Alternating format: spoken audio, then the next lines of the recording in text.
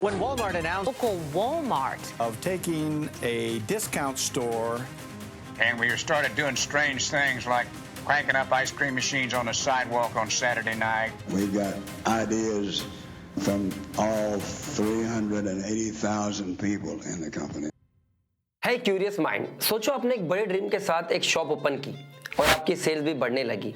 फिर वो एक शॉप से दो से तीन और 3 से 1000 और बढ़ते बढ़ते 5000 और 60 साल के बाद आपके पास 11000 शॉप्स है। तो क्या ये होना पॉसिबल है? जी बिल्कुल फ्रेंड्स। एक दुकान जो 1962 में शुरू हुई वो कैसे आज 21st सेंचुरी का ग्लोबल रिटेल जायंट बना हुआ है। हम बात कर रहे हैं वॉलमार्ट कंपनी की, जो 27 देशों में 11000 से ज़्यादा दुकानों के साथ पूरी दुनिया में पॉपुलर है। Over 2.3 million employees world wide Walmart company से जुड़े हुए हैं और जिसमें से 1.6 मिलियन अकेले यूएसए में से हैं। 2021 में इनका ग्लोबल मार्केट शेयर 2.6% था। तो इनको किस तरह की स्ट्रेटजीज ने रिटेल इंडस्ट्री के टॉप पर पहुंचाया है, जहां पर हर साल का रेवेन्यू 500 बिलियन यूएस डॉलर से भी ज़्यादा होता है। सीरियसली 500 बिलियन यूएस डॉलर, जो कि एक डेवलप कंट्री स्वीडन की पूरी जीडीपी के बराबर है। वॉलमार्ट ने कैसे कंटिन्यू इनोवेट किया और अपने कस्टमर्स के डिमांड को चेंज को ध्यान रखकर अपना mission saving people money so they can live better को कभी नहीं छोड़ा। और इसी वॉलमार्ट की स्टोरी, इसके improving customer experience, power supply chain management, technology advancement, social and environmental responsibility, challenges and adaptation और इसके ग्लोबल इम्पैक्ट जैसे पॉइंट को एक्सप्लोर करके इसकी बिजनेस केस स्टडी को समझना हमारे लिए इंपॉर्टेंट है, ताकि इसके रिमार्केबल सफलताओं के पीछे छुपे सीक्रेट्स का हम पता लगा सके। 1960 में अमेरिका के एक छोटे शहर अरकानसस में एक साधारण दुकान थी जिसका नाम वॉल्टन 5 to 10 था। सैम वॉल्टन नामक व्यक्ति द्वारा चलाई जा रही थी, पर उनको यह अंदाजा नहीं था कि एक छोटी दुकान एक बड़े बिजनेस एम्पायर के सफर की शुरुआत करेगी। सैम का मिशन था ग्राहकों की जरूरतों को समझना और उन्हें मनपसंद दाम पर सामान प्रदान करना। 1962 में सैम ने एक नए विचार को प्रस्तुत किया, डिस्काउंट रिटेलिंग। इस विचार के अंतर्गत प्रोडक्ट को लेस प्राइस पर बेचकर कस्टमर को खुश रखना और साथ ही इस दुकान की सेल्स को भी बढ़ाना। यह आइडिया प्रचलित हुआ और दुकान तेजी से ग्रो होने लगी। 1969 तक सैम ने और दुकानें खोली और व्यवसाय का नया रूप वॉलमार्ट रख दिया। सैम का अलग प्रकार का विचार उनको उनके कर्मचारियों के प्रति समर्पण को समझने की सूचना दी। उनका मानना था कि कोलैबोरेशन में ही जीत है। 1970 तक वॉलमार्ट ने नए आविष्कार किए। उनका टैगलाइन एवरीडे लो प्राइसेस लो के मन में बस गया। Sam genuinely cared about other people. As soon as I could afford it all, I started casting around for another location. The focus was being the best at what we did. I've been terrible about setting goals all my life. His vision was to reduce the cost of living for people who shopped in our stores. जिसे स्थिर रूप से समर्थन प्राप्त हुआ। Sam की मेहनत और नए विचार ने वॉलमार्ट की उपस्थिति को यूनाइटेड स्टेट्स के हर कोने तक पहुंचाया। 1980 से पहले वॉलमार्ट का उचित दामों पर किसी भी प्रकार के उत्पादन को प्रदान करने का प्रमुख उद्देश्य था। सैम वॉल्टन की दृष्टि और एथिकल अप्रोच ने उसकी तेजी से बढ़ती प्रगति को बढ़ावा दिया। चलिए अब जानते हैं वॉलमार्ट इन कस्टमर एक्सपीरियंस को इंप्रूव करने के लिए क्या करता है।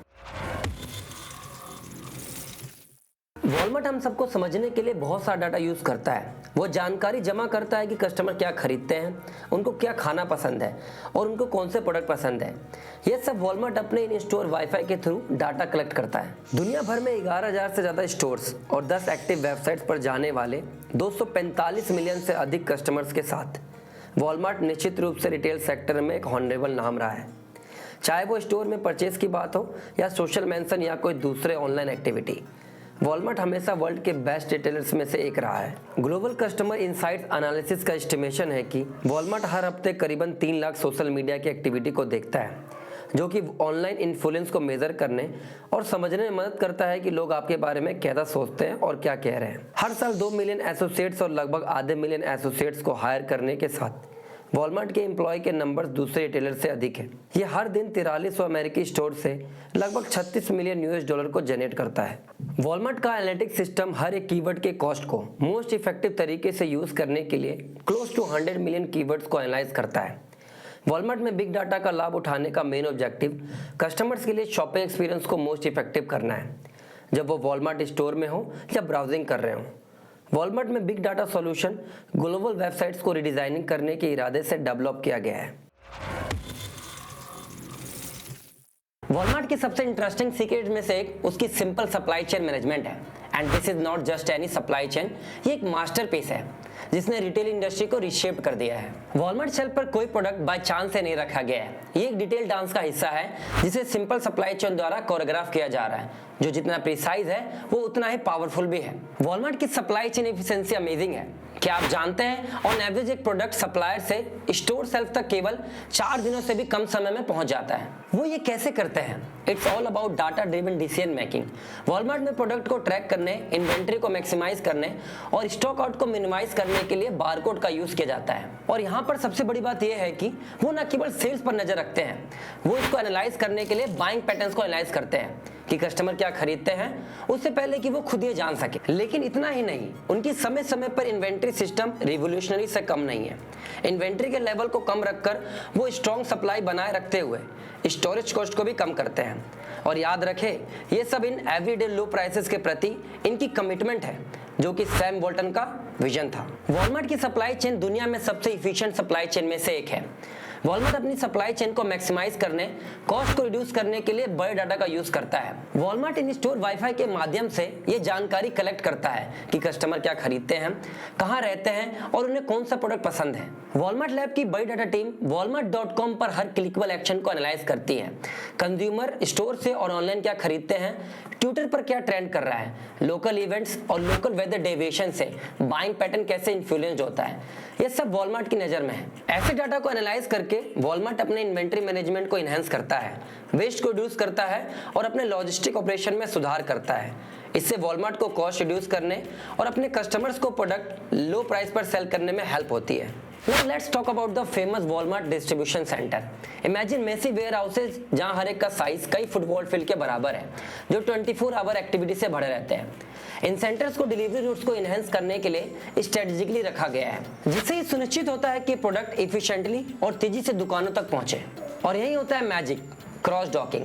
क्रॉस डॉकिंग टेक्निक है जिसमें सप्लायर से प्रोडक्ट चूज कर लिया जाता है और उन्हें दुकान के लिए जाने वाले आउटबाउंड ट्रक्स पर लोड कर दिया जाता है, जो स्टोरेज टाइम को रिड्यूस करता है और इफिशिएंसी को बढ़ाता है। सो हम वॉलमार्ट सप्लाई चेन मास्टरपीस से क्या सीख सकते हैं?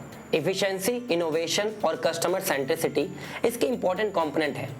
अपने कस्टमर्स की नीड को समझकर टेक्नोलॉजी का बेहतरीन इस्तेमाल करना। वॉलमार्ट ने सप्लाई चेन मैनेजमेंट की आर्ट को फिर से रिडिफाइन किया है, जिस कारण से वो रिटेल यूनिट्स में आज इतने सक्सेसफुल हैं। इनोवेशन और टेक्नोलॉजी का एरिया जो वॉलमार्ट को मॉडर्न एज में ले जाता है। जैसे हम वॉलमार्ट की सफलता के पर्दे खोलते हैं, हमारे सामने डिजिटल ट्रांसफॉर्मेशन और टेक्नोलॉजिकल मैजिक आता है। ये कोई सीक्रेट नहीं है कि डिजिटल एरा ने कंज्यूमर बिहेवियर की एक नई लहर की शुरुआत की है, और इसे देखते हुए वॉलमार्ट ने ना सिर्फ टेक्नोलॉजी को अडॉप्ट किया है, बल्कि उन्होंने खुद को वेल डेवलप्ड भी किया है। अगर हम 21st सेंचुरी के वॉलमार्ट से मिले तो एक रिटेल जायंट जिसने खुले हाथों से डिजिटल इनोवेशन को अपनाया है। इनके ऑनलाइन प्लेटफॉर्म और मोबाइल ऐप ने ना केवल कन्वीनियंस को रिडिफाइन किया है, बल्कि स्टोर को आपके फिंगरप्रिंट्स पे भी ला दिया है। लेकिन ये यहीं नहीं रुकता, data analytics power centre stage पर है। वॉलमार्ट शॉपिंग के एक्सपीरियंस को पर्सनलाइज करने, प्रोडक्ट को रिकमेंड करने और यहाँ तक कि ट्रेंड को प्रेडिक्ट करने के लिए अपने पास के पूल ऑफ डाटा का बहुत अच्छे से यूज करता है। और वॉलमार्ट आपको रिलाइज होने से पहले ही ये प्रेडिक्ट कर सकता है कि आप क्या खरीदना चाहते हैं। वॉलमार्ट रिटेल इंडस्ट्री में टेक्नोलॉजी एडवांसमेंट में सबसे आगे रहा है, लेकिन ये कौन से टेक्नोलॉजी एडवांसमेंट है, चलिए जानते हैं। नंबर 1 है बिल्ड फॉर बेटर। वॉलमार्ट ने बिल्ड फॉर बेटर नाम से एक ऑनलाइन शॉपिंग डेस्टिनेशन बनाया है, जो कस्टमर्स के लिए प्रोडक्ट को आइडेंटिफाई करता है और शॉपिंग को इजी बनाता है। सेकंड है distribution centre. Walmart 190 distribution centres को ऑपरेट करता है, जो कि इसकी बिजनेस की एक्टिविटी का हब है।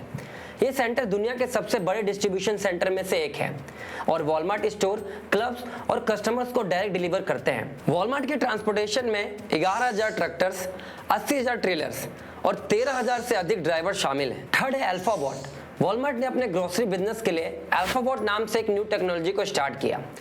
अल्फाबॉट वॉलमार्ट को ऑनलाइन ग्रोसरी ऑर्डर्स को तेजी से लेने, पैक करने और डिलीवरी को स्ट्रॉन्ग करने में हेल्प करता है, जिससे अमेरिका के लार्जेस्ट ग्रोसरी डिस्ट्रीब्यूशन के रूप में इसकी पोजीशन स्ट्रॉन्ग होती है।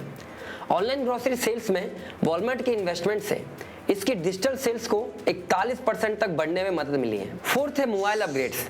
वॉलमार्ट ने कस्टमर्स के लिए शॉपिंग एक्सपीरियंस को बेहतर बनाते हुए अपने मोबाइल टेक्नोलॉजी में कुछ सिग्निफिकेंट अपग्रेड्स किए हैं। इन अपग्रेड्स में mobile ordering, mobile payment option और पर्सनलाइज्ड रिकमेंडेशन जैसे फीचर्स शामिल हैं। और लास्ट है रोबोट्स। वॉलमार्ट ने इफिशिएंसी और इन्वेंट्री एक्यूरेसी में इंप्रूव के लिए अपने स्टोर्स में रोबोट को लेकर आए हैं। ये रोबोट मर्चेंडाइज डिपार्टमेंट को स्कैन करने और एम्प्लॉय टर्नओवर को कम करने के लिए आर्टिफिशियल इंटेलिजेंस और मशीन लर्निंग का यूज करते हैं। सो इन सब का क्या मतलब है?